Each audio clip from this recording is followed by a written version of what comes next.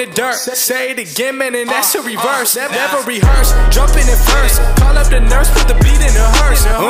This is absurd, change to berserk. Don't get on the tracks, man, and they better swerve. Don't got a nerve, man, I never steps to deal with PayPal. This is, it's an issue that everybody deals with. And it seems to be getting, I don't know, it's about the same as it's been since I've been in the industry, I suppose. It's always been a pain in the ass. They've screwed me more times than I can count. They have no compassion, right? They don't care about you. They don't care about your business. And they never will, and you can't expect them to. It is what it is. It is the necessary evil that we all have to deal with. If you remove PayPal from your store and you only use Shopify payments or Stripe, you will see a 30% reduction in your conversion rate. I've tested this time and time again. 30% reduction means if you were pulling a 2% conversion rate, you're dropping to a 1.4, and I promise you, you are no longer going to be profitable if you were profitable at 2%. So it is what it is. We have to have PayPal.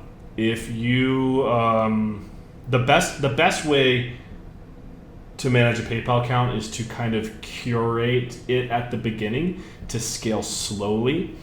I didn't have any issues with PayPal until I went from doing, when I first started out, I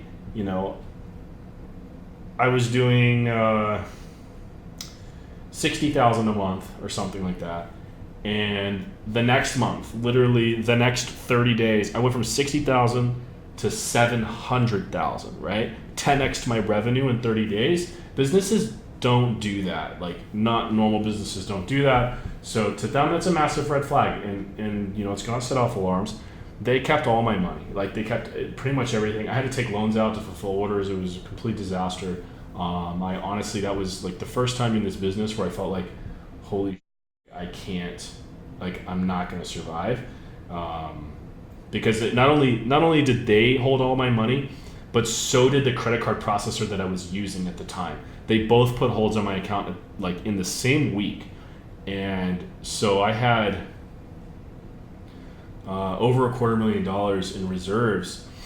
I maybe had like 60 grand or something in the bank, and I owed my suppliers like $200,000, and I was like, I don't know where we're gonna get this money, right? So anyways, that's another story. I ended up surviving. I ended up making it work. I figured it out because I didn't give up and I pressed through the problem. But PayPal's always going to be an issue, right? And the best way to deal with them is to scale very slowly, to be very open and communicative with them, to have a legitimate fulfillment center that can send you pictures of inventory, can send you pictures of packing labels. That is something that Titan 3PL can do for you. If that's something that you're interested in, please hit me up. We've dealt with these problems so many times. We know how to help you. Titan 3PL can be a massive, massive help when it comes to dealing with PayPal issues. Not only can we save you money by getting you the inventory cheaper, deliver it faster, and automate the process, but we can also help you with your processor issues, okay? With PayPal, and we can get you merchant accounts. If you reside in the US and Canada, I know I preach about this a lot, but it's just like we offer so much for our clients. It's hard not to talk about it because it's something that I'm really excited about. I help you guys help me. It's a great synergy. So so PayPal, people ask me a lot, hey, should I put all my tracking numbers into PayPal? Is that something I should just always do?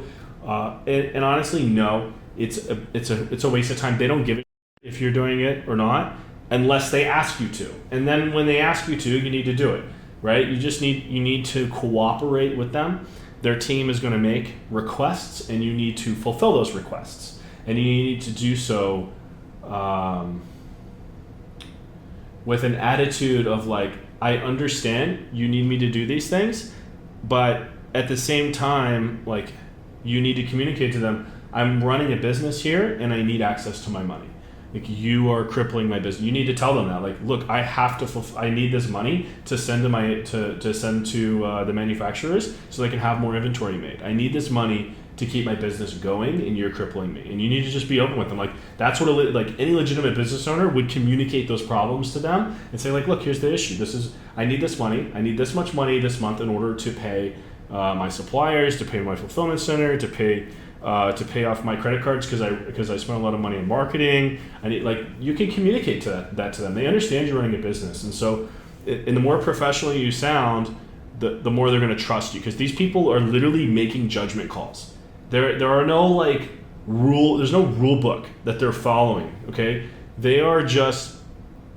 It's completely up to the person that's reviewing your account. It's completely up to their discretion on how they want to handle this stuff.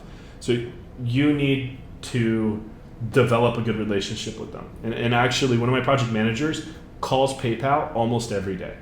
You know, like, hey guys, do you need anything from us? Calls his account manager every day. He's like, do you need anything from us? Is there any tracking numbers that you need?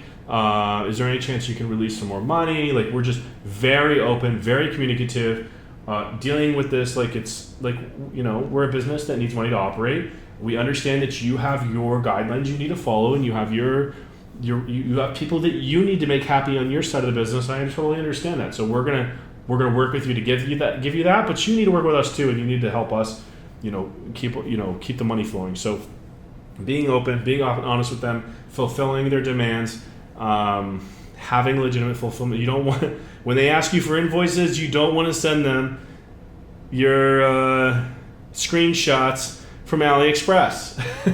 And you don't want to be in a situation where you've got to contact a supplier from AliExpress and ask them for this stuff, because they're not going to help you, right? Like you need to have somebody at your back that's been through this and they can help you. So that's the best way to fight PayPal is to be mentally prepared for it to happen, because it's gonna happen to you. You're gonna get hit with a reserve.